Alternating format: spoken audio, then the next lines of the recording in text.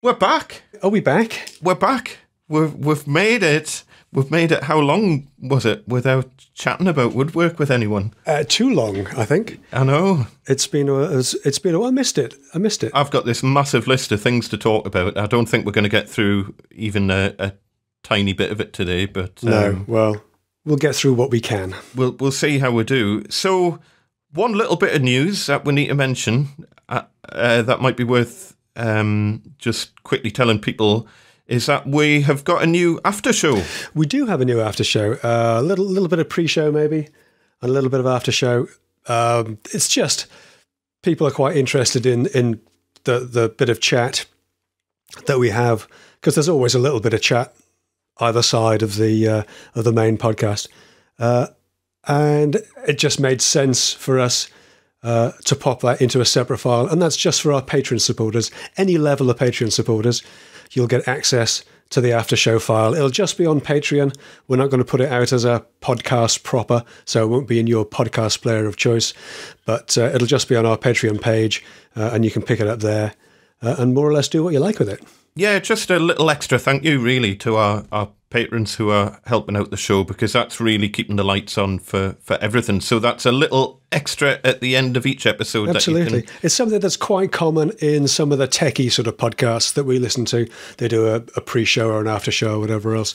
But I don't think there's many people who are doing it in the maker sort of space. So yeah, worth a try anyway. We'll pop it out there, and if nobody listens to it, then fair enough. We'll get the hint, won't we? Yeah, exactly. But if you support us on Patreon at any level, you will now get access to that via Patreon. Fantastic. Cool. So, Peter, what have you been up to? Well, what indeed? When have we last spoke? It must be coming on for 2 months ago, or there a month and a half ago or something. About that, yeah. It's been a fair few weeks, hasn't it?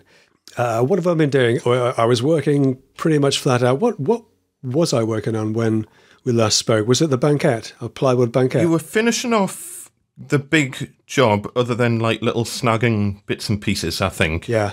Yes, you were working on the plywood banquette, which I think, were you getting that sprayed, or were you spraying it yourself? I can't remember. I was actually didn't spray it in the end. I rolled that one, right? Because it was a clear coat finish. And I hadn't sprayed that before, and I needed to get it done because it was one of those things I needed to do before I went away on holiday. So yes, I did that, and there were a few other little bits and pieces that I did, a sort of a low-level partial kitchen tidy up for somebody. Then I spent a few days up north with my dad. Hi, Dad. And then we went on holiday for a couple of weeks and had a thoroughly pleasant time away from everything. To a small Greek island, which was rather lovely, where it was actually cooler than London. It's been so hot. Well, as you know, I was down in London, and it was absolutely. I mean, it was 30 odd degrees. I'm from the north. Did you call in? Did you? I don't know. I'm sorry. I would have dearly loved to, but my family would have actually killed us. Yeah, no, I understand. It was. Just a quick 2-day doing all the sites with the kids. The kids, fantastic. Our kids are at that golden age now, which I'm sure you'll appreciate, and anyone who has kids will appreciate, that you've got that kind of window when they've grown up enough to kind of enjoy life with you, but they haven't quite left home yet. Yeah.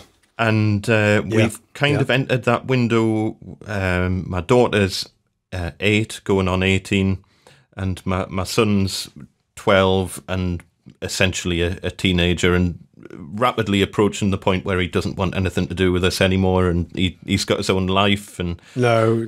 And so, yeah, we're at that point where we can do trips like London, and our youngest isn't so young that it would kill her with all the walking, and you know, the sightseeing's boring for little kids, for little ones. Yeah. So we hit it, and it was fantastic. And it was 2 days of, we did like the Tower of London, the Tower Bridge, the London Eye, the Science Museum, Trafalgar Square, Buckingham Palace, Westminster. Fantastic. You know, we're rolling in like 25,000 steps a day, which that's a lot for us. It's a lot for 2 little kids. in 30-degree heat. It was full on. Yeah, I'll bet. And I was trying to engineer some sort of way of, it's like, oh, I'll just nip up and see if I can visit Peter for a couple of hours, but it just, there was no... Forget it now. When you're on a 2-day visit, you've got to pack in as much as you can, and you don't want to encroach on your family time. Just as much fun as it would have been to catch up and hang out and grab a beer or something. It's a family holiday. You don't want to encroach on that, and family time's precious because there won't be that age again. Exactly. It's that golden time of just trying to pack as much as we can into the next couple of years. Yeah. And enjoy it while you can, because if your boy's 12, as you say, he won't want to be hanging around with you for much longer. No, and there's already, unfortunately, he's already at that painful age as a father when you see that he just doesn't really play with toys anymore that much, and occasionally the Lego still comes out, which is lovely to see. Yeah. But you see a lot of toys sitting in baskets where you think, that's not been touched for the best part of 2 years. Yeah, shame, isn't it? Yeah, so... But, there's all sorts of other things to look forward to, but they're at that age where you just want to lock them at that age. And Yep. How about yourself? Well, the London thing, just... I made a slight error on the journey. And when I was little, I remember you could get a coach from Newcastle to London, and it was non-stop, and it was called like the non-stop Clipper or something like that. Mm-hmm. And I loved it, and we did London a couple of times when I was like our kids' age now, and I thought it was brilliant. We'll do the coach down to London. It's dead cheap, and like how long did it take? 9 hours. And it was 11 stops. Oh. And the thing is, when I booked the tickets, it didn't show the stops on the website when I booked the tickets, so I didn't even realise. I thought, maybe it'll do one or two stops. 11 stops. Oh my word! We didn't even hit the motorway until after Leeds. So everything down to Leeds, we were just winding through little country roads between like Ripon and Harrogate, and it was horrendous. And my son gets really travel sick, and what a mistake. And it didn't mention it unless you went in, like drilled down into the details on the tickets. It didn't mention anything about the stops. I thought it was an unusually long journey, but apart from that, London was awesome. It was just absolutely brilliant. I was really blown away by the place, to be honest. We haven't done the touristy thing for a long time in London, and I was really impressed. It was so clean, and there was like no litter problems. There was no very little kind of beggars on the streets and all that sort of thing. If you go looking for them, they are there. But it's cleaned up pretty nicely. We go out. We don't go out a lot, but we go out and do a few of the touristy things now and then. And it's nice. It's a nice place to be in, especially around the fringes of the city. We were out this week. We had a dinner up the Shard, which is very nice, and it was lovely. It's easy for us to get to, and if you know where you're going, you don't have to get a tube all the way there. You can jump off a little bit early and walk through a few of the back streets and things. So it worked out very well. It was a really nice and happy anniversary. Thank you. Yes, it was our wedding anniversary of 31 years. We've just had ours of 16 years. So. Congratulations! Yeah, and you're still together after that 11-hour coach journey. If we can make it through that, we can make it through anything. Jeez. But we were staying in Southwark. All right. Which I didn't really know Southwark that well, but it was just ended up being like the closest kind of central travel lodge type thing that we could find. Yeah. And it was lovely around there. Southwark's lovely, yeah. We could walk straight from the travel lodge 10 minutes, and we're right in the thick of it on Bankside, and yes, right near the Wheel and the Tate Modern, is it? Tate Modern, yeah. And then the shard was just a little bit further down from. We didn't get to the shard. Right. That was one of the things that we're hoping to do it, but we just didn't have enough time. Next time, you could see it from a distance. It'll still be there. It was a choice of the wheel or the shard, and we thought, well, we'll go for the wheel this time, and then next time we'll do the shard. But one of the pictures you took was right. We walked past that. It's kind of that walk towards Tower Bridge and yeah, that's whatnot. Right. And there's some beautiful offices there. I've been told that's where the Lord Mayor works or something, but I'm not sure if that's correct. The Lord Mayor's office is the big sort of ovally type building close to Tower Bridge. Yeah, there are some lovely buildings all around, and there are some lovely old buildings, and there are some fairly spectacular new buildings as well. It's hard to go wrong if you have some nice light and just a phone camera to take a decent picture around there. To be honest, it's a lovely stunning, area. Absolutely stunning. Yeah. It was. We actually looked at some apartments not far from the Shard, actually, just a bit further down, London Bridge around there, basically a Bermondsey, and they were very nice, but they were very expensive. So, yeah, but I bet you. Well, the Shard's like what 50 million a shot or something like that, isn't it? Something like that, yeah. Yeah. But no, it's and that's just the restaurants, yeah. Yeah. But it's stunning round there, and you know what it is. Coming into London, as I say, doing the whole touristy thing down on the river for the first time in a long time. You'd look in certain directions, and it's like this is like looking into some sort of utopian future type thing. You'd look at some of the buildings, and they're so modern, and the way they're lit up and everything, and it was like. Yeah, really impressive. I mean, Newcastle Quayside's beautiful. Oh yeah, I mean, all bits of cities all across Britain are fabulous. Liverpool, around the docks there, the regeneration around there is absolutely fantastic.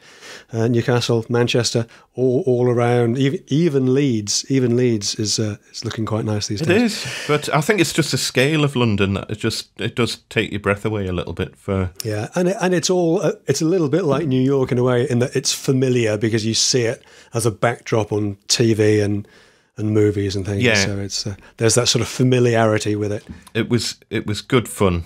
Good fun, very enjoyable. Good. Well, glad you enjoyed it. Glad you enjoyed it, and glad you went away with a good vibe from it as well. Because, and of course, having nice weather makes a huge difference too. It certainly does. But so yeah, what else? There's been so much stuff. I think one of the main things with me is that YouTube has kind of taken over my life a bit over the last month or so. And you know what it's like when, especially if you're going on holiday. And you've got a commitment to get a couple of videos out a week, and I've now switched to doing a video twice a week. Yeah, I saw. And which it's something I've been considering for a while, and I've always randomly put out 2 videos a week, but it was always a little bit spurious. And I thought I'm just going to try a little period of time of only doing 1 a week, and I'm going to stick to that and see if it makes any difference. Man, my viewer numbers went down the pan.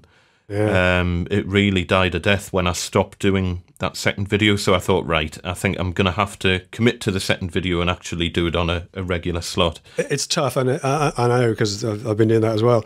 And it's bizarrely more than twice as much work. Isn't it is. It's not like you do an extra video and that's just a little bit more work. It's like weirdly more than double the work to do an extra video. But you're doing sort of testing videos, aren't you? So they're easy, aren't they? Oh man, I need to work out an easier way of doing them. Because having at the minute I'm doing it with a 2-camera setup, so then you've got to consider, synchronizing your footage, having the picture-in-picture of the other camera, making sure that you're not obscuring the shot too much with one camera, because I have to have the DSLR quite close to the scale so you can read what's on it. Yeah. Well, I've always run 2 cameras, I have to say, and I've actually recently started running 3, so it becomes increasingly complicated. It's the amount of footage that you generate as well, though. That's the thing. I've got hard drives and hard drives of footage, because I don't delete anything, because you never know when you might want to go back and grab a shot out of an old video, or you might want to re-edit it, or there's so many things. So backup strategies. That's something we need to talk about, actually. It's a complicated one. It is, and especially for video, because it's so much data. and I just buy old hard drives as cheap as I can, right? And I keep 2 copies before I delete it off my main computer. So I basically I have my main machine, which has like a 2 terabyte RAID in it, a mirrored thing. And that's where stuff temporarily gets stored. And then when that's full, I archive it off onto separate disks, but not until I've got at least 2 copies on 2 separate disks. And I keep 1 in the house and 1 not in the house. So if only there was a way of putting these online so that you could refer to them later, Andy, you know. Well, what you mean? YouTube, yeah. But then you couldn't re-edit it, though. That's the thing. You could. You wouldn't get hold of your old footage. Yeah, you could steal bits out of it, but I've had quite a few situations where it's like, oh, I've cut a bit out of a video because it didn't make the main thing. Yeah. And then I've needed that bit that I've cut out, you know, and I've also had situations where I've had to re-edit the entire video, but that's another story. But and I've looked into like online backup, but it's just not viable with the amount of data that you generate on video. When I'm shooting 2 cameras, it's not. And doing a lot. It's not unusual to shoot 20 to 30 gigs of video a day. That's a lot of data to be throwing around. Oh, I can eat. If I'm doing time lapses, I can head into 100 gig per video, no bother. Yeah, because the time lapses just eat up the storage space. Although I'm doing less of them now because I never get that many views anyway. But you can easily get into your 50 to 100 gig per video. So you know that's and I'll just buy cheapy 500 gig discs to archive off onto. So there's five videos, 2.5 weeks, and I'm having to buy 2 new discs every 2.5 weeks just to archive the footage off. It's crazy. It's hard work.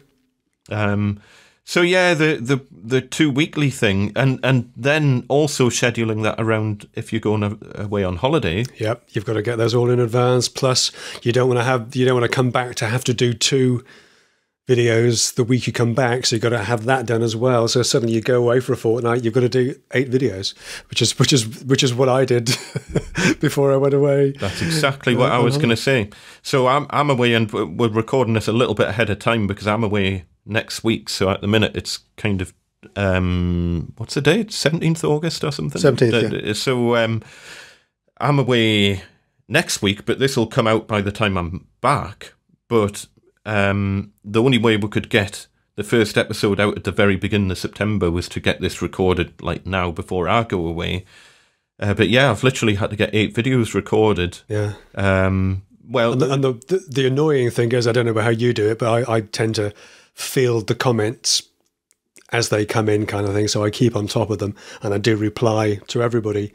So I was on holiday in Greece with no Wi-Fi on a fairly shonky phone connection, and I don't know about you, but some of the comments are getting a bit silly.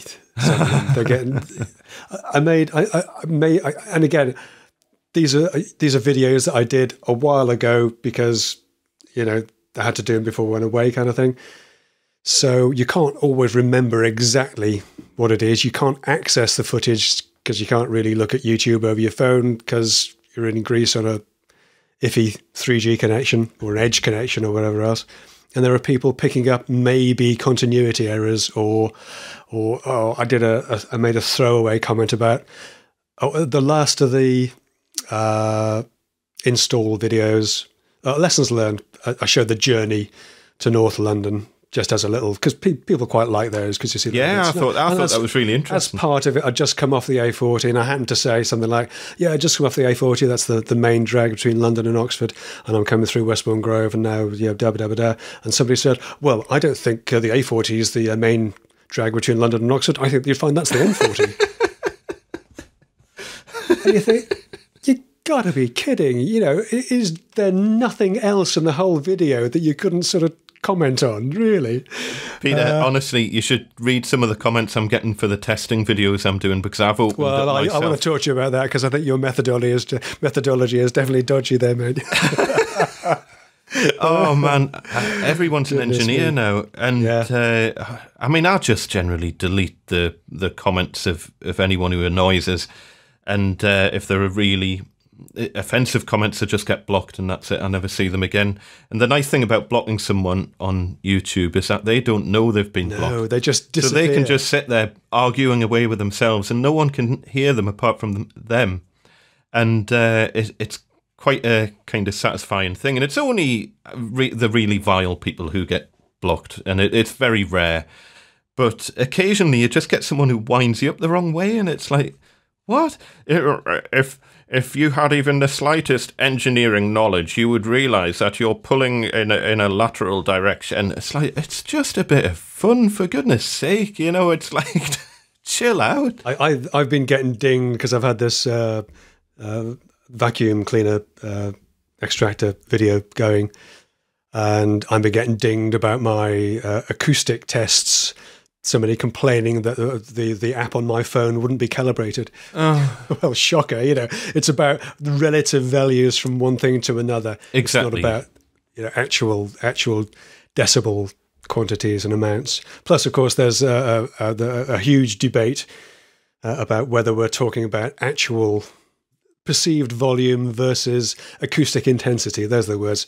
Yeah. So I'm getting dinged about perceived volume versus acoustic intensity. Acoustic intensity doubles for every 3 dB, but it only doubles for every 10 dB in perceived volume.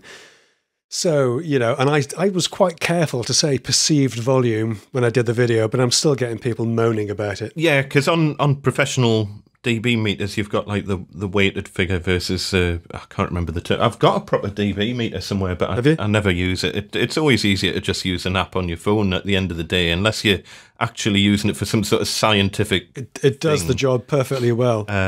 Exactly. It's more hassle than it's worth to try and get it all set up and make sure it's calibrated, because then you've just got to calibrate the dB meter anyway. So it's like, exactly. Anyway, yeah. So happy times. Yeah. So yes, your testing videos they seem to be going down quite well, apart from the comments. Yeah, I mean, this is something that I've had planned for a long time. I made that test rig about a year ago, and I'd always intended to do these regular test videos. I made one, and then it just died a death. Other videos took over, and it was simply down to not having the time to do them. And I thought, right, if I'm going to do this Tuesday video, because if I've got a video coming out on a Saturday, Monday's going to be too soon. Wednesday, I'm running too close to then the next Saturday video. So Tuesday just worked out well. And plus, there's other good content to watch on a Tuesday, obviously. I thought it was really funny. I popped into the comments on your first Tuesday test Tuesday vid, and a few of the people that I know from my subscribers are in there in your comments saying, "Oh, at least we've got something good to watch on a Tuesday now." I thought, "Oh, thanks a lot. Thanks a flipping bunch." Oh, some of the comments from your subscribers are brilliant. No, I was having a bit of a giggle at that. But I think people do go on and they watch stuff back to back, so I think it probably works out quite well. They can now have an entire evening of Tuesday watching of woodworking and testing wall plugs. Absolutely. But yeah, so as I say, the intention was to be a very quick test video that I would put together once a week. The last one that I've done, which isn't coming out until... it'll come out by the time this airs, which I can tell you about, which is a face grain screw strength test. Right. And I'm testing 8 different screws in the face grain of MDF to see what's the best, because we all have our favourite screws that you end up using. I've always had a vague idea of what seems to work better than others, but I've never done a proper test on it. Interesting. So I thought I'll just go through, and I'm doing 8 different screws. You can imagine the amount of work involved in doing that, because you've got to move the test rig, reset up your shop for every single one. And the problem is that until I've... Ice cream vans here, 2 seconds. Make mine on 99. Hold on. Can you hear it or not? I can, yeah. Well, I could hear it coming through your mic, and I thought, what the heck is that? There we go. It's finished. Okay. Just a chuck ice then, Andy. Just a chuck ice. So yeah, by the time you've set everything up and done it, and then reviewed the footage, because you can't really talk about it afterwards until you've gone through and seen what the loads were. And that was quite funny on the biscuit joint strength test video that I did, which was following on from Keith's video. Hello, Keith at Rag and Bone Brown. Friend of the show. He can be my shout out for today because I haven't thought of anything else. And Keith did a really good test video on end grain to end grain biscuit joints, and it was a real interesting one. We'll include a link in the show notes. I'll not spoil the results, but it was just worth watching. And I mentioned to Keith, would you have any objection if I did a face grain to MDF one? Because that would be more common for the sort of joints that I would use it for like an L joint or a T joint, rather than end to end, yeah. And just on the off chance he was planning on putting out an identical video or something, since he'd already done the first one, he didn't have any plans. So, and he says, no, by all means, go for it. And so I did that one. And it was really, really close on the footage. But then when I'm chatting about it afterwards, what I had to do was go through it frame by frame on the camera to work out what the weight was that it failed at. Yeah. And somehow on the camera, by the looks of it, it doesn't go through exactly one frame at a time. And I must have skipped a frame, and it looked like the biscuited joint had done worse than the joint with no biscuit. So I spent the next quarter of an hour rambling on saying biscuits are completely pointless and putting my biscuit jointer in the bin and filming it and all this sort of stuff. And then I did all of that, got it onto the computer, watched the footage properly, and sure enough, there was like a 2-frame thing of where the biscuited joint went past the non-biscuited joint, which meant that everything I just talked about was completely wrong. So I had to reshoot and re-edit all that sort of stuff. So, yeah, you would think there would be quick videos. They're not. No. But the screw into the face grain of MDF one is an interesting one. I think, if nothing else, the sheer amount, because I get people commenting saying like, oh, one little screw on that, it'll never hold. And it's like, it will. I can promise you it will. And we've got screws here that are holding well in it. Tiny little, 16mm hole screws that are holding beyond my body weight. Yep. In load. You're a lightwait though, Andy, let's be honest. Rapidly not going that way, but my weight doesn't change, it's just that it redistributes itself around to different parts of it. Does. That's a plus 40 thing. What's going on there? Yeah, tell me about it. So, very interesting results on that one, but that took 2 days to edit that video. God. A long time, isn't it? Yeah, especially by the time because I had to do the full edit. The filming took best part of half a day. The edit took a full day, and then I couldn't go back and film all the spiel for afterwards to talk about the results. I couldn't do that until I'd edited the first set of results to see what all the figures were, because I thought I'm not falling into that trap again of talking about it before I've actually got it on the computer. So yeah, that one video, which should be up now if everything goes according to plan while I'm on my jollies, took 2 days to edit. Unbelievable. Yeah. So yeah. Anyway, time consuming. Yeah. So yes, YouTube does kind of take over, doesn't it? It runs your life pretty much to its own schedule. As well as the commercial work. I've come back, I've been away on holiday, eased my way fairly gently back into work, and I haven't actually got that much on in terms of constructional stuff. Had a week of quotes, been quoting like crazy all week. Phone's been ringing off the hook. That's another topic for a future conversation, perhaps. Getting a lot of phone calls. I've never had so many phone calls from people before. Normally they text me or email me or whatever else. Getting a lot of phone calls from people. A lot of younger people are phoning first, and then when you say, well, would you like the quote or the drawings or whatever else as an email? No, just text it to me. Just send it to me and attach it as a message kind of thing. So you wonder if they're phoning you because they think that some old guy is going to expect a phone call first rather than a text message or possibly. I mean, I don't publicise my number at all, just because generally the phone always ends up ringing at the most inconvenient time, and then by the time I actually get a chance to return calls, it ends up being like 10 o'clock at night or something and it just doesn't work out. So, and a while ago I took my number off completely and just set it on email only, and it's never I've got an email waiting list now keeping us if I did everything on that list, that would keep us going till summer next year. No problem. But at the moment, I can't even get back to people because I have no idea what windows I can actually fit them into yet. No, that's the problem. Schedules, it's difficult. Yeah.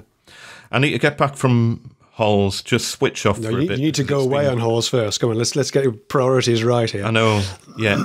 And the thing is, when I'm on holiday, I don't know about you, I like to switch off completely. I've got friends who will continuously work while they're away on holiday, but I really do, phones off, other than just for text messages.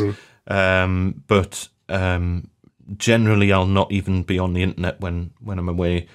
I just like to have that 1 week completely switched off from tech and just with a book and just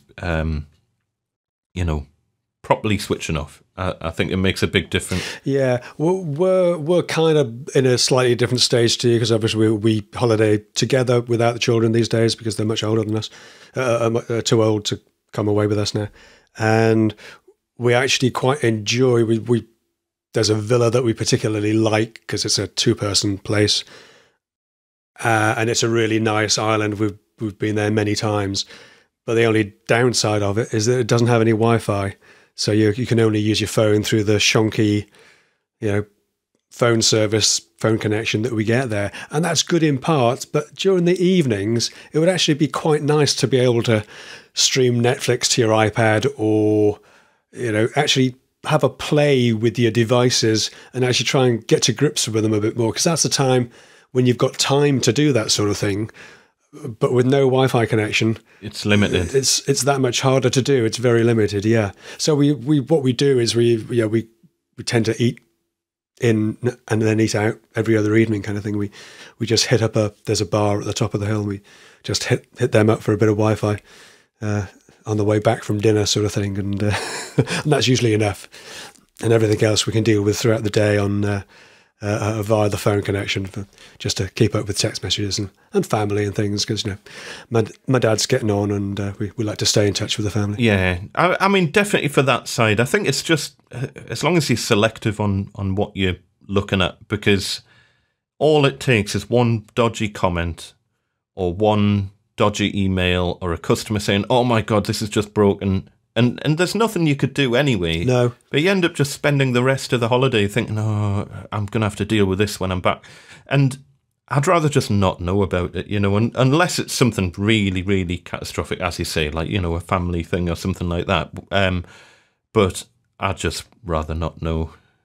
Yeah, that's fair. That's fair. Especially with YouTube comments. Oh, man.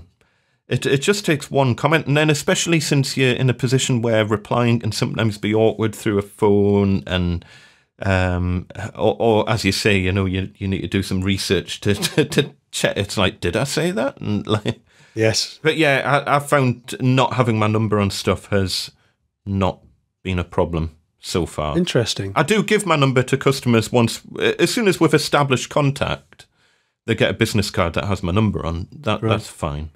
But I just don't put it out there, and it's been fine. Interesting. Yeah, interesting. So yeah, most of this stuff, job-wise, for me, it's all been little things because I've not been able to fit big stuff in before going away because of all the YouTube commitments and stuff to get the videos done. So yeah, it's been a lot of little bits and pieces. For example, the infamous Lego poop delivery and retrieval system as part of the Lego exhibition, which is the first time I've been asked to make one of those. Yeah, interesting. So that was just a relatively quick job, quite a fun little one. But I got a video out of it as part of the Lego exhibition thing. But exactly. And then there's been a lot of like little bits and pieces for regular customers and.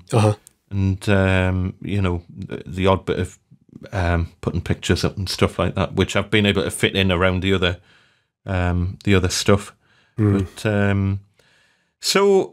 I've enjoyed the video that you did on the vacuums. I thought was very interesting. I thought, that's doing really well, that video. It is. It's doing very well. Just shy of 40,000 views on that, which is, haven't had one that big for a while. That's awesome. In under a week? Under a week, yeah. Is it a week? Yeah. It'll be a week tomorrow, yeah. Yeah, that's awesome. Yeah. And as these things, it probably counts as viral for, smaller channels like ours. And as these things get more attention, then inevitably you get, the more bizarro comments, don't you? stranger things. I've actually united both the Festool fans and the Festool haters in their derision of that video. I think it's everybody seems to be really annoyed by it. So I think that must be something I'm doing properly right. I think we'll sort out. We'll let that run for a while, then we'll sort out Brexit, and then peace in the Middle East. We'll deal with that next, I think. I don't know. I think Brexit will be easier than sorting out Festool haters versus non-haters. Possibly. But yeah, anyway, the video did really well. I think I said in the follow-on vid, if you've seen that I've had the vacuum for a while, and it's not really comparable enough to the Festool to be a proper Festool versus cheap tool, which is why I didn't pitch it like that. But it was similar enough to use the Festool as the sort of gold standard, the one that you compare everything else to. And it's done really well. Purely by chance, I put the video out on the very day that Aldi decided to halve the price of that particular vacuum. I had no idea that was happening. There you go. Better to be lucky than good, and timing is indeed everything. I saw your tweet to them. I thought that was quite funny. Well, the marketing director of Aldi has his details online. I'm gonna, I'll pop a tweet out to him. Haven't heard back from him. And you know what it is? Aldi do release some fairly decent gear every now and then. Some of the tools that they put out there, they're perfectly fine. Yeah, they're overwhelmingly Shepak. Which is a lowish end but decent quality stuff. The Aldi Work Zone range seems to be Shepak rebadged with a 25% price cut or whatever.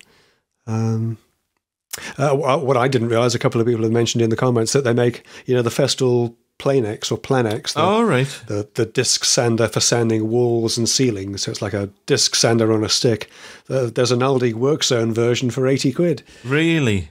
Yes. Amazing. It's interesting. You've got to wonder how they can even get the materials for that, But I do need to get a new vacuum at some point, but it's not high priority, so there's other things I need to sort out at the minute. But I was racking my brains trying to come up with some way to show the equivalent amount of, I call it suckage, because that seems to describe it pretty well. If you say vacuum, then people are going to argue about whether it's vacuum or airflow or whatever else. But the actual suckage at the end of a tool and lifting up blocks of MDF seemed like quite a fun idea, a fun way of doing it. I thought there's no better way than what you did. I don't see. Did you get many people saying, "Oh no, that's not accurate"? Oh, absolutely. Oh, it's not accurate, and it's airflow now, and you obviously don't know what you're talking about. And that's obvious to everybody, surely. I thought it's like, how else are you going to do it? Yeah, well, this is the thing. My standard comment to my standard reply to all the comments was, well, okay, you tell me how I should do that in a visually interesting way. Oh, it's not a real-world test. Okay, what would you consider a real-world test? Well, you could weigh talcum powder, put it, hoover it up with the vacuum, collect it as it comes out of the exhaust, and compare the differences.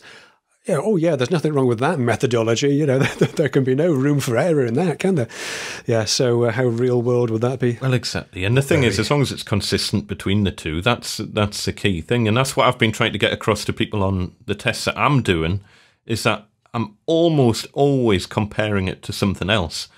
I'm not doing it as an isolated test because, for example, my biscuit joint test, the weight at which they failed is a completely arbitrary number. It means nothing. Yeah, it's relative. It's relative to the two tests, which are in exactly the same conditions, other than the fact that one has biscuits and one doesn't.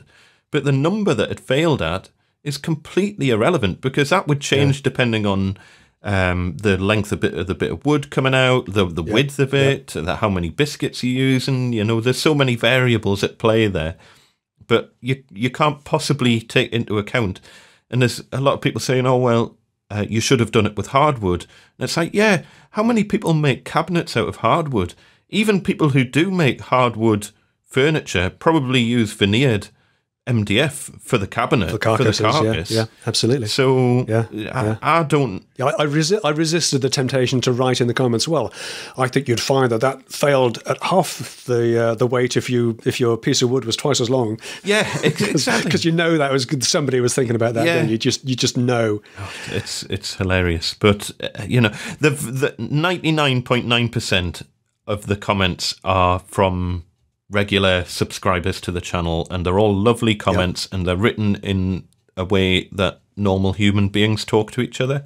Yep. And I think it's, in a way, the bad comments are a good thing, because it means that new people are coming to the channel.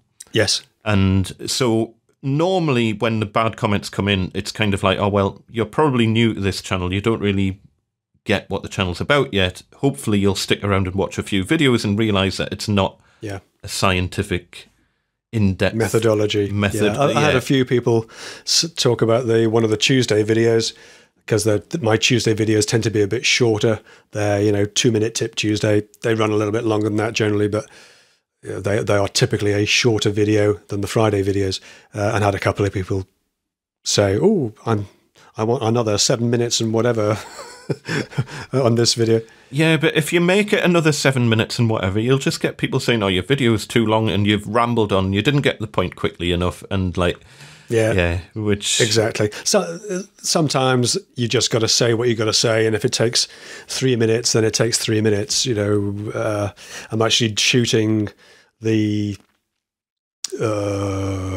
power takeoff auto start version, and I know it's really simple and it's really straightforward, and I know I'm not going to be able to spin it out to 10 minutes, so I've got an extra couple of sort of quick tip ideas about the vacuum tacked on the end of it, just to beef it up to a 10-minute Friday video, because I try and make up the time where I can, but I've posted Friday videos that aren't 10 minutes long before. I've posted Friday videos that are 15 minutes long before. You've got to, it is what it is, isn't it? It is, and I've found the worst thing you can possibly do is to listen to the advice of people who don't do YouTube. And yes, there's a lot of people out there who they're very, very well intentioned, but if you're not looking at the back end stats of how well the videos are performing and whatnot, you don't know you can't comment on you should have done this, because you don't know. And I mean, the fundamental thing as well, the vast majority of my views, are from people who aren't even subscribed to the channel anyway. Like 80% of views on my channel are from non-subscribers. I don't know, do you know what yours is? Or I don't offhand. No, I haven't looked. Recently, yes, it'll be a lot more non-subscribed than subscribed, because I've just had a very popular video, and they tend to be picked up by people who aren't subscribers. Sometimes those people then become subscribers. My subs count has gone way up. I've been bumbling along, having two series running at the same time was a mistake. I had the spraying thing, and then I had the big job.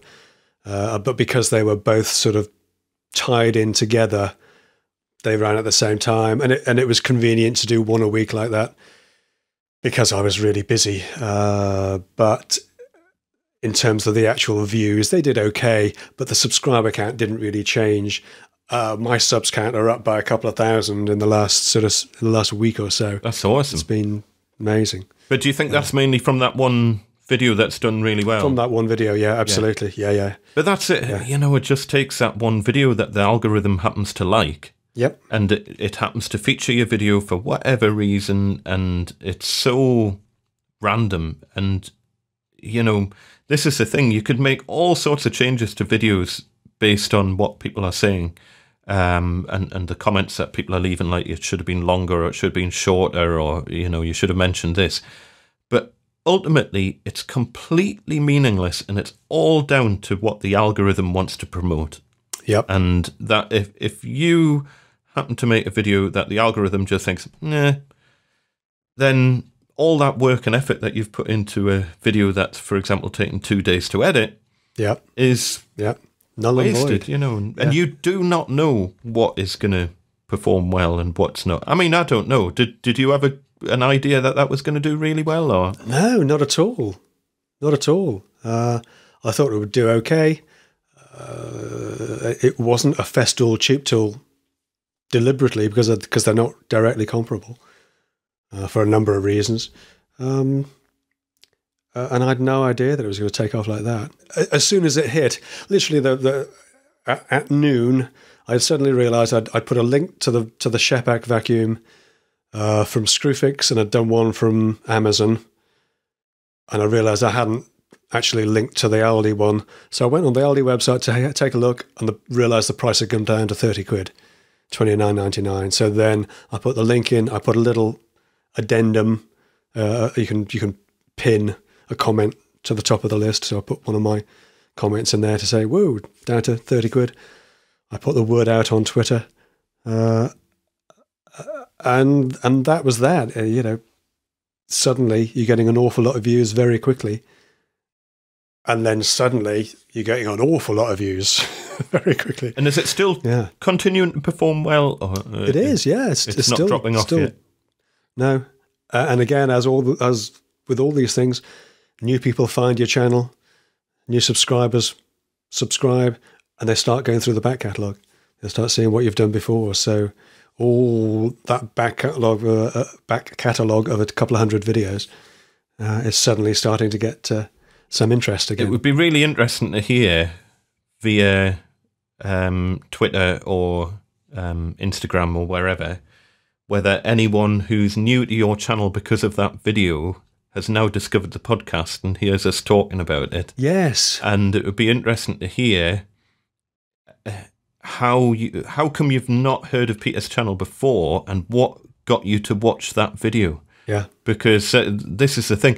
And YouTube really is going down that model of the algorithmic feed. And it's interesting. I've chatted to a few people now, and the more people I'm talking to, they're just saying, no, I never look at subscribers. I just go into the home feed and I watch stuff from there. Interesting. And if my subscribers' videos happen to be in the home feed, I'll watch them. But if they're not, then they probably won't ever get watched. That's the way it's going. And I think that's probably the way the majority of people watch YouTube, sadly. But I had a quick play with Instagram TV, IGTV, and I haven't done anything with it before. And what I'd seen on it seems to be mostly people with their phones doing a shaky sort of tryout video. So I shot one and edited it specifically for IGTV. IGTV is a portrait video platform, so it's not going to be for everybody. And that video that I put out there, I've got a few hashtags that I put into it. Hasn't had many views at all, but it's getting views from people who are picking up the podcaster hashtag. So I'm getting followed on Instagram by a big number of podcasters from abroad, guys who have their own podcast, are following me through that one video. It's interesting. Yeah, I tried it on the day it came out. I thought I'll give it a shot, and the views were, for the amount of effort it took to put a sideways video together, because if you want to edit it and stuff, I don't know. I tried a few bits of editing software on my phone, and they were just absolutely hopeless. And eventually I thought, no, I'm just going to transfer it onto my computer. I could have had it edited and done by now. So I put it onto the computer, edited it onto the computer, put it back onto the phone, then upload it to Instagram, because you can't, or at least at that time, you couldn't upload to Instagram TV from your computer. I don't know if you can now or not. From your computer. There are ways around doing it, but you've got to fool Instagram into thinking that you're coming from a mobile. You've got to tell it to not to give you the desktop site, but to give you the mobile site. Yeah, it's a kludgy workaround. It's easier, I found anyway, to edit on your desktop and then put it back to your phone again and post it from your phone. Yeah, I found to be better. That's what I did, and the amount of effort it took for the views that I got, I've never done another one since. But it's watch this. Well, this is it. You know, mine was a just a quick 2-minute video. It was actually somebody asked me how well would the little Shepak Aldi vacuum work if you hooked it up to, say, a Capex, a miter saw. So I thought, well, I'll put 10 cuts in softwood on the Capex connected to the Aldi and see what sort of mess you get left behind. But I did that as a portrait video and recorded on my phone, accidentally shot it in 4K. So I ended up with this red hot phone with about 2% battery left, trying to do the outro. I could barely hold the damn thing. It was so hot. And edited it and put it back out there. And it's had, 70, 100 views, something like that. So not a huge, not generating a great deal of interest from my point of view anyway. But it's still interesting from a platform point of view. I've never done portrait video before, so it's interesting to have to think about that shape in a different way, to crop and to edit. I've never edited portrait video before, or exported it, or done all of those things. So it's all a bit of a learning process, a learning curve. Plus, I was actually having a good play with adding some music in and some little sound effects and things. So I quite enjoyed doing that. But I don't think it's going to be a big part of my social media strategy going forwards. But it was fun to do. I may put a few other little snippets out there. But there are ways of getting portrait video from your existing. You have to think about how you shoot things a bit more carefully. But there are ways of getting a portrait crop video from your existing landscape videos. Yeah, so, you see the problem there, and. Yeah, you could just crop it if you're in the middle of the shot type thing. But I always film kind of more in thirds, with me being over to a third of the screen, because apparently that's more tolerable to watch, having my face not in the middle of the screen. So that kind of makes life a little bit awkward to crop it over to one side. It's not as simple as just shoving it in and saying change the dimensions. I'm going to have to actually shuffle the frame over. Yeah, you've got to crop each shot has to be. You have to transform each. Yeah. Clip. So I think it's a thing to keep an eye on, and I think it's a thing for people to be aware of. Instagram TV, if you're not aware of it already, it's a glorified version of Instagram's existing video thing where you could already put videos on Instagram, but now you can put longer videos. Well, it's confusing, isn't it? I actually called it the wrong thing in my IGTV, the one video that I've put out. I called it Instagram Stories because you can put sub-minute videos into your Instagram timeline generally. There are Instagram Stories, which is something else, like a Snapchat-y kind of thing. Which is, I think, limited to 15 seconds, but you can kind of glue them together somehow, but that's another thing. Yeah, and now we've got Instagram TV, which is Instagram trying to take on YouTube. So they're claiming that they're going to do a revenue share from advertisers.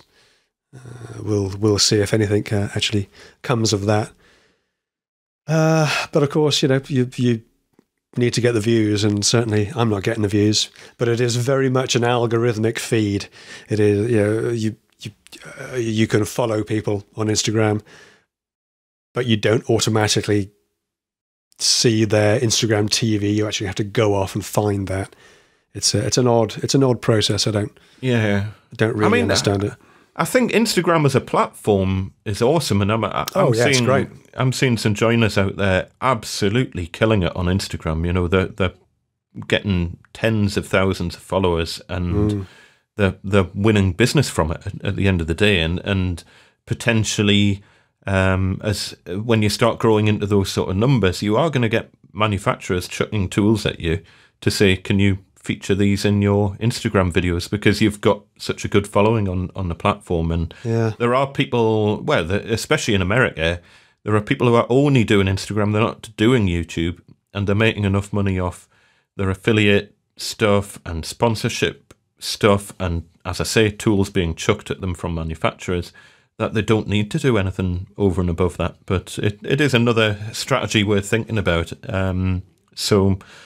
But I've got enough to worry about with YouTube, I think. So that's keeping us busy. Yes, yeah, more than enough with YouTube and podcasts, I think, to keep us ticking along. So, are you ready to start? Oh, what time is it? Oh, we're 4 minutes until the hour. What we're talking about today? Topic of the day was upping your game. Oh yeah, well, we've kind of talked about that. We're upping our game on YouTube and all that. We've kind of talked about that a little bit. Upping our game on YouTube, but also for work. Upping your game, whether it's YouTube, podcasting, or in real life, there's always like a desire, a need to do better. And there's always a cost, isn't there? Not just financial, although often financial as well, but there's always a cost in terms of time and effort and energy for these things. Obviously, I'm thinking particularly of, earlier this year, I was pushed to an extent to do the big job, pushed to do the work as well as I did, and pushed as well through doing the spraying to learn how to do that. The additional cost of that, of course, is that your finishing has to be that much better. Thinking about the spraying, for example, you've got to sand things to a higher degree. Your joinery has to be better because there's no roller rash to hide the shonky little bits and pieces. And when it comes to upping your game, it's almost a seismic change. It's not just the general, you make something and you think, oh, well, I can do better than that. It's more, there's almost always an external force involved that pushes you on. Sometimes it's competition with somebody else. You see somebody else do something, you think, oh, that's quite nice. I can do that, or I can do better than that.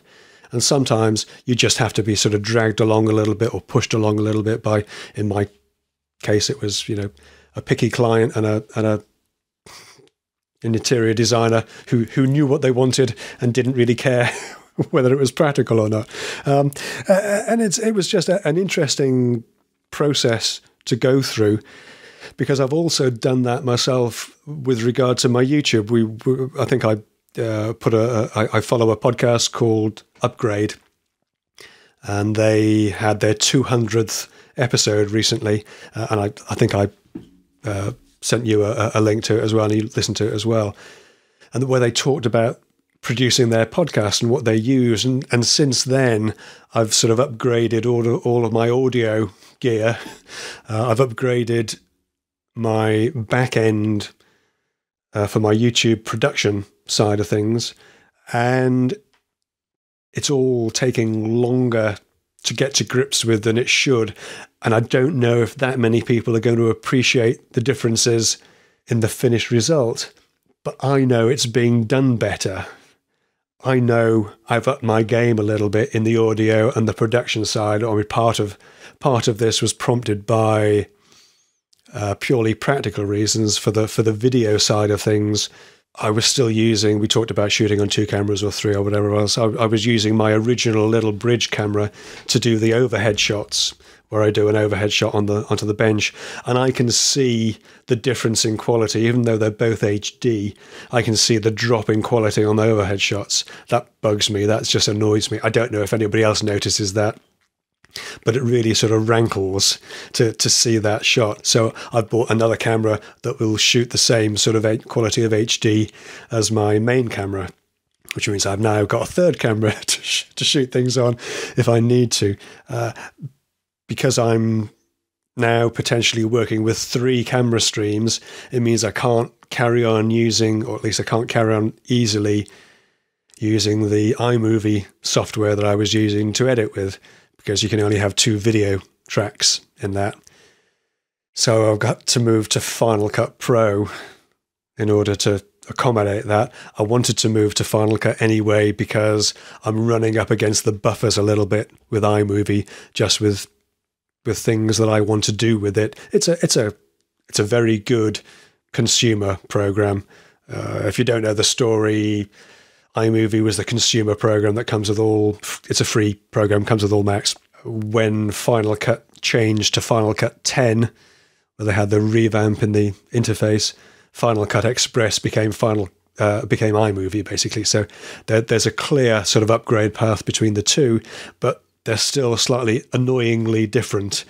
it's making my life easier. So it's not all about making the end result better necessarily for the subscribers, for the clients, or for the punters. Sometimes you up your game to make your own life easier. Upping your game doesn't just mean doing better. Sometimes it's doing more, like you are doing 2 videos a week. And it was the process really was that you kind of pushed into an awful lot of it, and some of it you go into it willingly. But by doing it, you actually get better, and by doing it more, you get better again. And I think probably the key thing is that when you do up your game in any way, the results are normally quite long term, and it's not necessarily a short term.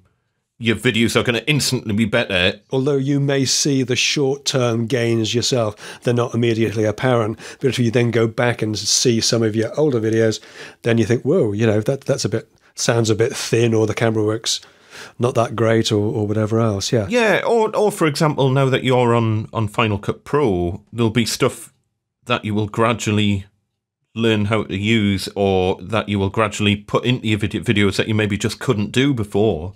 Yes. And that'll kind of evolve into things over time. And there had to be that trigger point, but the results tend to be more evolutionary, don't they?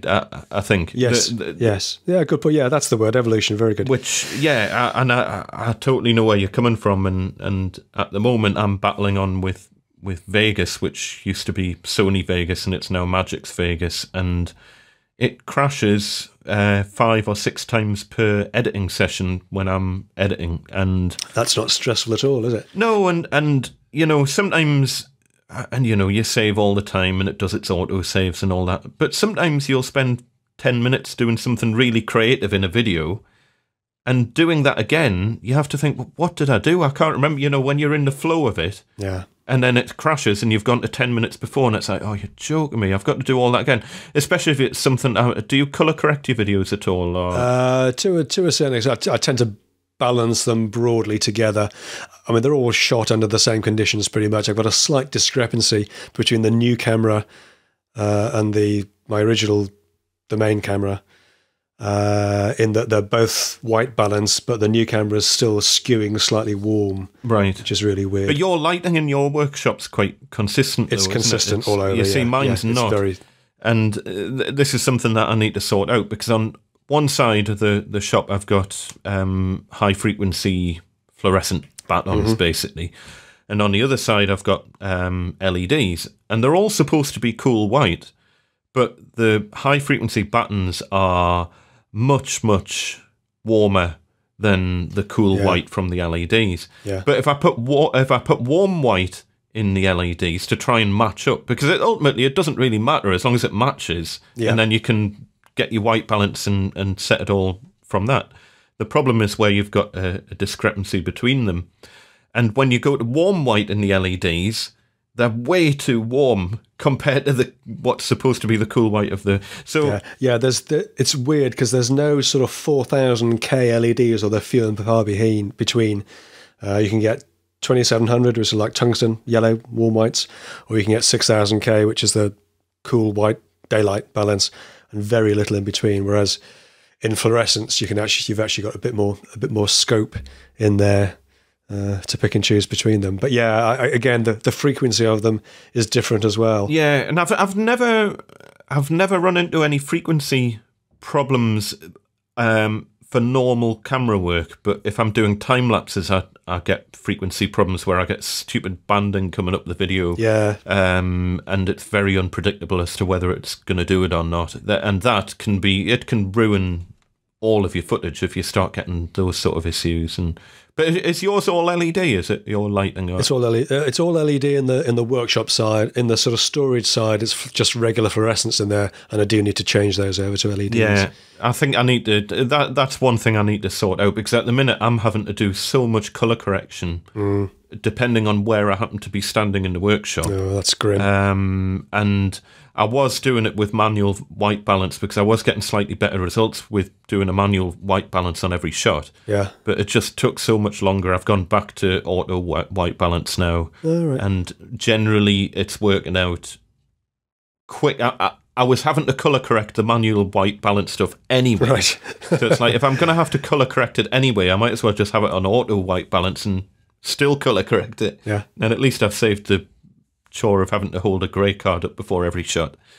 So yeah, upping your game, I think it is something that, I think it's also having a handle on how much you want to up your game. And for example, how big do you want the business to get? Yes. And for example, with myself, I don't particularly want to ever take on staff.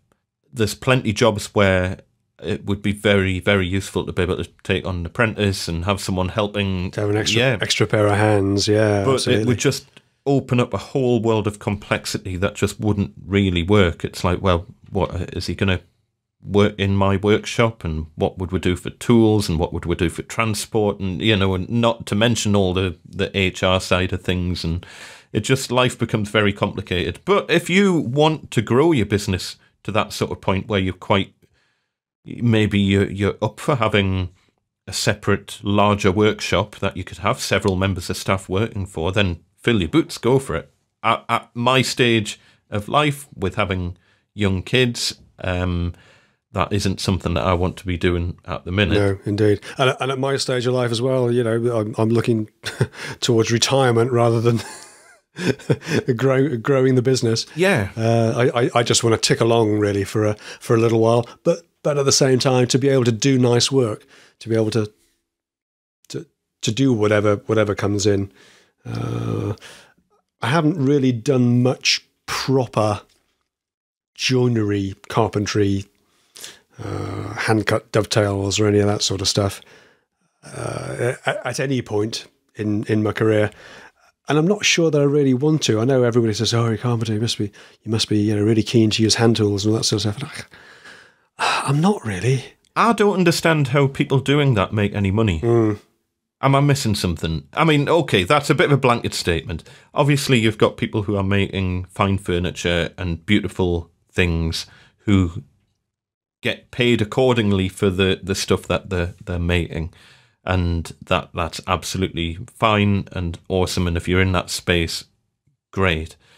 But for the vast majority of work out there, people don't care about dovetails and box joints. And I don't think any of our customers could tell the difference between a hand-cut dovetail and one that was machine-made.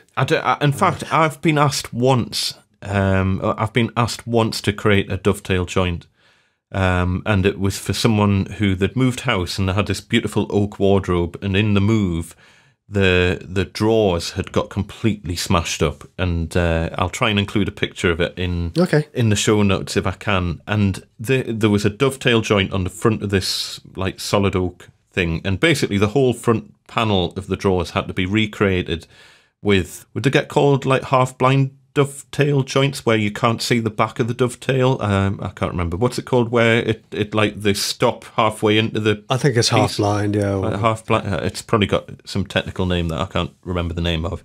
It would have taken me best part of a day to recreate that one piece of wood for a drawer front. So by the time you've added, and it was a substantial piece of oak as well, and it would have needed refinished. So you might as well say 2 days work plus 100 quid on materials. So what are you looking? 600 quid? 500, 600 quid to recreate one door front for a smashed wardrobe? And I think, as I mentioned, really for something like this, that's the sort of figure you're going to have in mind. I can try and do it for about 200, but, it's a lot of work. I'm only going to do it because I think it would be quite good fun to do it. And ultimately they were like, oh, well, we don't want to spend any more than about 50 quid. Yeah, well, yeah, tough. That was my one opportunity I had to do some hand-cut dovetails, and it didn't work out. Yeah. I wonder if anyone did it. That was the same person who was surprised that I had a vehicle, though. So I turned up in a truck and there was nowhere to park, and they said, "Oh, I didn't know you would be driving." They thought you'd come on your bicycle, cap in hand, looking for work, governor. I mean, the up in your game thing. It's a funny thing. I think if you're in if you're in your early 20s and you've got enough experience that you can potentially manage staff and you can turn it into a bigger thing, etc., then great. But just beware that it can easily snowball into something where you're paying your staff above paying yourself, and ultimately, are you going to be any better off? Any better off for it? Yeah, exactly. Well, you maybe in the long term. Yeah, you've run businesses where you had staff, haven't you? You had employees in the past. Yeah, it was the most stressful thing in the world ever. I would never want to go back to that. And that was only 10 staff. Yeah. That was and you lose sleep at night if you have one bad week. So never mind if you have 6 months where the work dries up. And it turns it into a whole different animal. But that can be something that you can build and you can create, preferably when you don't have a family to worry about, and preferably when you're not thinking about ramping things down, if anything. Yeah, quite. What else are we talking about? Social media? Yeah, I mean, I came across something. I was doing the last few little bits and pieces. It was something that occurred to me that, guys like us tend to work on our own. We're kind of one-man band. We don't typically have other guys who work with us, or if they do, they're casual. Might not necessarily be the same people all along. And for me, even though I've only been using Twitter for a fairly short time, it's become a very natural way to ask for help, for example. It's like a support group for you. I was stuck with a sliding door. The last gasp little bit of work in this big job up in North London was to replace a sliding door for a kitchen, between a kitchen and a hallway. And I couldn't get the door off. It just wouldn't come. So I took a picture of the fittings and stuck it out on Twitter asking for help, and got a whole bunch of people offering me advice. As it happens, none of it worked, and it turned out that the builders actually didn't put the door together and then built the wall around it. So really helpful of them. So it was never going to come out without being cut. But, fairly quickly, I got responses back, and then throughout the rest of the day, as people sort of picked up the thread later on, I was getting sort of help from people I'd never met, but people who knew people who knew me, kind of thing, new in Twitter terms. So it was interesting. Again, there's been a few. I'm fairly ambivalent about the whole social media thing. I do like Instagram. Twitter is interesting as a tool for reaching your audience, if you like, so if you're doing YouTube or whatever else. But in this kind of way, this sort of one-to-one almost thing, just asking for help or asking if anybody's come across this kind of thing before, it was really useful. It was really helpful to have that extra bit of support. I've had it in the past. There was a fantastic thread on Twitter just before Christmas, I think, where somebody asked a question and it just kind of snowballed with everybody popping bits and pieces in. I think it was about accountancy software or invoicing software or inventory software or something related to running your business. And it was really, really interesting to get so many different responses to it. And I'm trying to think, how, as guys who work on our own, where else would we go to get that sort of support? LinkedIn? I'm not a LinkedIn user, are you? I used to be, but I don't use it now. LinkedIn, maybe it's evolved. I mean, when I used to use it, it was very IT and business orientated. There wasn't trades and things on it. Maybe there is now. I haven't checked. I mean, LinkedIn, I've always viewed it as effectively an online CV.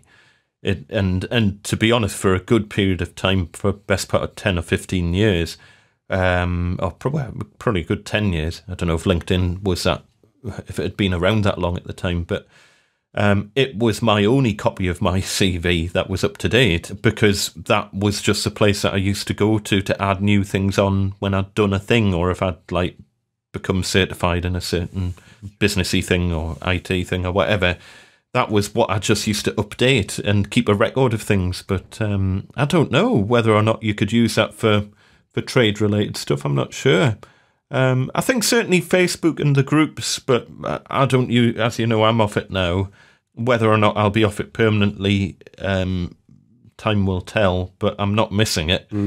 I've got a couple of Facebook groups that I look in on. Don't contribute a great deal because I don't have much to say about the stuff that people are doing on there, really.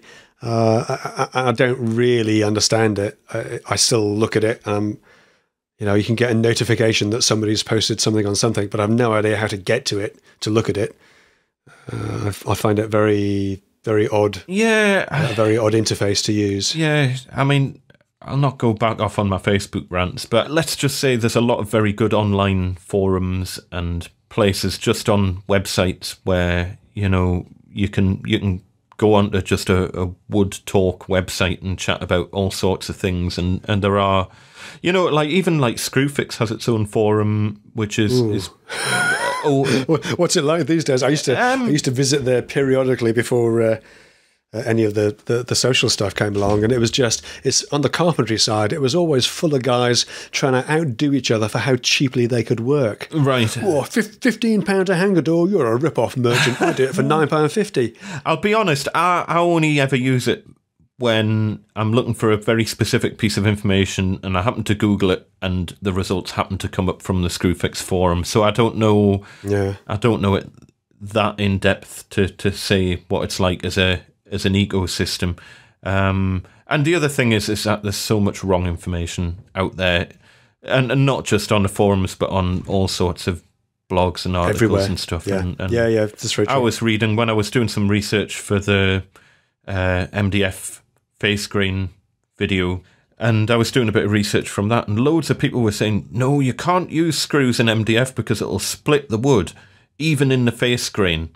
And it was like, no. Oh my God! And then there would be a whole chain of yes, I've had face grain MDF splitting with screws, and no, you haven't. It doesn't work like that. I could put money on the fact that that hasn't happened, and and then there was all sorts of people. No, you've got to use this jointing method, and you've got to use this, and it was just absolute nonsense. And that was just through it was. I googled something about MDF screws for MDF or whatever, just to kind of cover all my bases and try and make sure that I'm including screws in the test that people might want to try. Yeah. And it was just nonsense. The stuff that was coming up in the number 1 and 2 search results hits was just absolute. I hope you're including some Robertson square drive in the because it's very important to. You know what it is? I think my customers would be really, really happy if I installed all their stuff with Robertson head screws that they could never take out again. Yep. And they could never adjust any hinges. They'd be really appreciative of that. Apparently, it's a fine system, and only the Canadians realise this at the moment.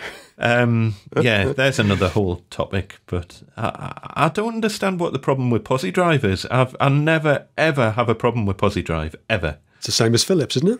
No, don't say that. Oh, my God. No. Right, I'm going. My workshop's a Philips-free zone. No, Philips, other than for plasterboard screws, which I don't understand why plasterboard screws have to be Philips. Maybe it's something to do with plaster getting into the heads or something. Maybe. I'd love to know if anyone knows why plasterboard screws have to be Philips and you can't get Posi Drive plasterboard screws. Because that's the only Philips screws that I have in my workshop. Right. Anything else at Philips goes in the bin straight away. We could spend a whole episode just talking about screw heads. I think we need to, actually. Yeah, I think that's a future topic. We should probably wrap it up for this bit we probably should. Before the after show, which if you're on Patreon, you'll get onto the after show. You can find us on patreon.com/measuringuppodcast. And also, we've got a big special thank you to do for all of our $3 and above Patreons, who are Douglas Steele, This'll do. Brendan at the Shades Workshop. Tim Bowers, probably. Nick Vajado. Adrian Millington. Chris Davison. I know him. Paul Gardner. Eddie Carroll. I know him too. Go on, I'll let you do a few. We've got Carl. We're going to split this list up, and I've got all the really difficult to pronounce names, so my apologies if I mangle them for you. I engineered it like that. Carl Pountney.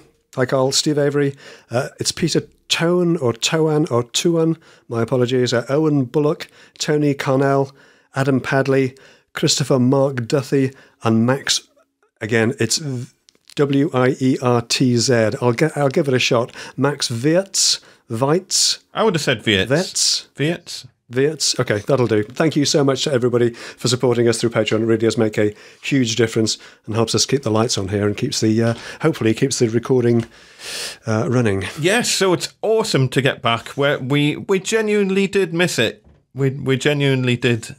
We were itching to get back behind the mics, and I said we should have done a summer show, didn't I? I don't know when we would have done it. I know exactly. Well, I'd be on a shonky phone call from Greece. Can you imagine?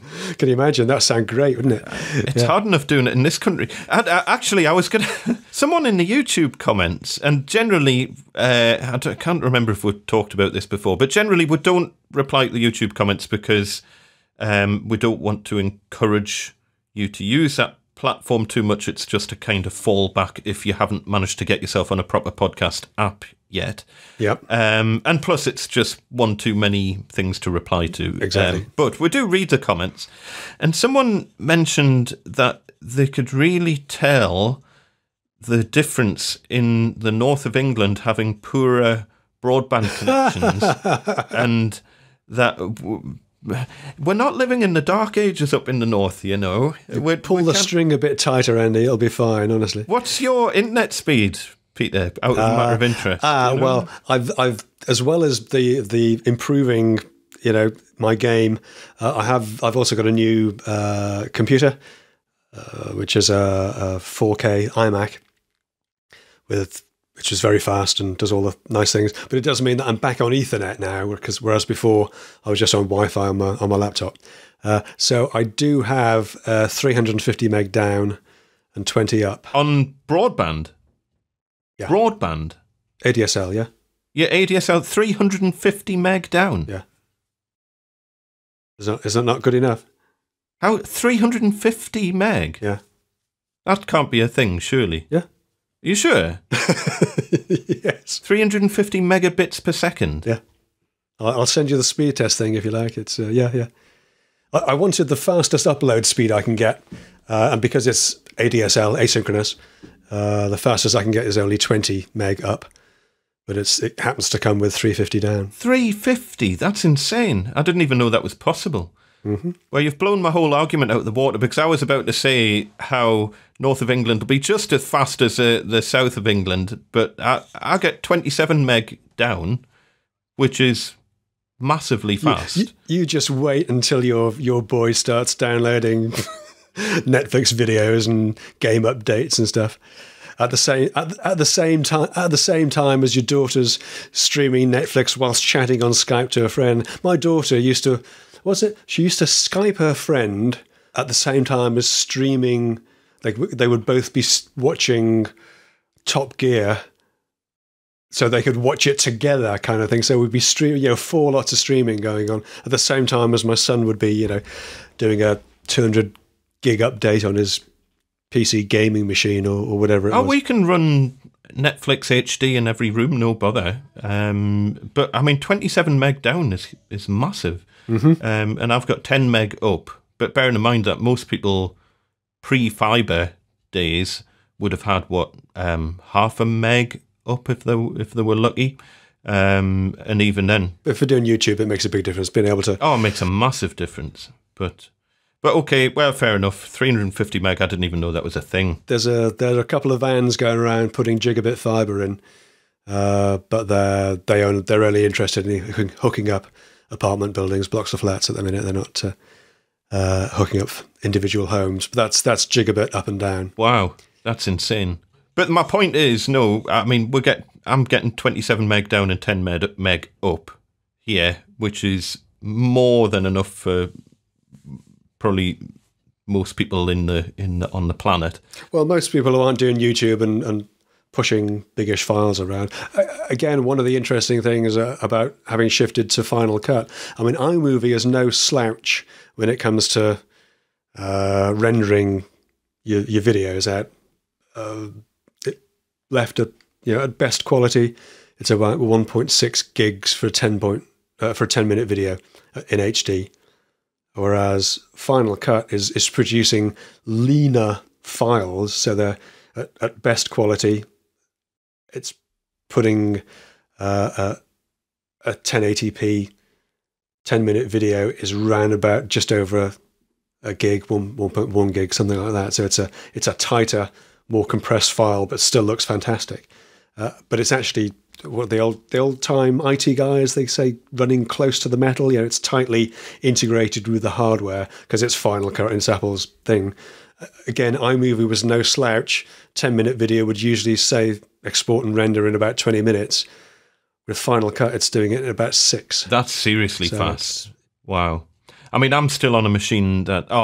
we'll save this for the after show because we'll end up... Anyway, Where did we get to? Yeah, thank you, everyone. Yeah, okay. Yes. Oh, those people. Yeah, we forgot about them. Yeah. Sorry, people are listening to this, maybe. Not anymore.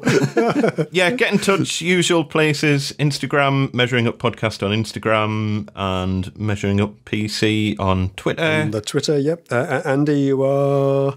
Gosforth Handyman everywhere, apart from Twitter. Apart from Twitter, which is Gosforth Andy. And what are you everywhere? I am 10-Minute Workshop everywhere, apart from Twitter.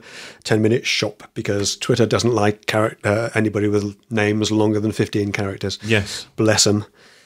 Although you can do long tweets now, which I find yes, makes life a bit easier. It certainly does. We shall see you all in 2 weeks' time, and we shall catch up with everyone on Patreon in the after show. Absolutely.